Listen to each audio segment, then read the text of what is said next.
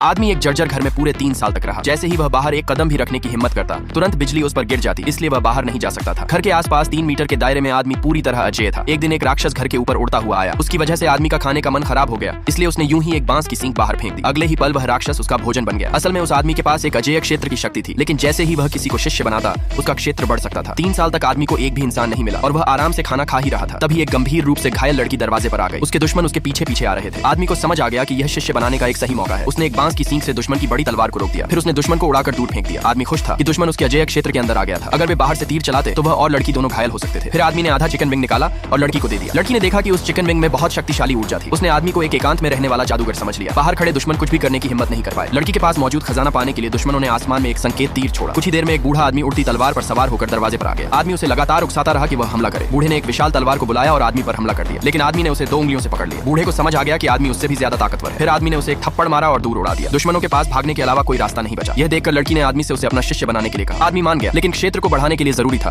कि शिष्य एक दिव्य स्तर की तकनीक को समझे। आदमी ने वह तकनीक अपनी शिष्या को दे दी और उसे चिकन विंग खाते हुए साधना करने को कहा। कुछ ही दिनों में लड़की की ताकत बहुत बढ़ गई, लेकिन उसके दुश्मनों ने और भी ताकतवर लोगों को बुला लिया, अपने परिवार के सबसे शक्तिशाली बुजुर्ग को। यह देखकर कि आदमी घर से बाहर निकलने की हिम्मत नहीं करता, उस बुजुर्ग ने एक उच्च स्तर का जादुई खजाना निकाला और घोषणा की कि वह पूरे पहाड़ को समतल कर देगा। आदमी को उम्मीद नहीं थी कि दुश्मन इतना ताकतवर होगा, लेकिन उसी समय शिष्या ने उस तकनीक को समझ लिया और आदमी का अजेय क्षेत्र बढ़कर 500 मीटर तक फैल गया। आदमी से निकली ऊर्जा ने दुश्मनों को खड़े रहने लायक भी नहीं छोड़ा। फिर वह अपनी शिष्या को लेकर घर से बाहर निकल गया। अब इस पहाड़ पर वह आदमी किसी भगवान की तरह था।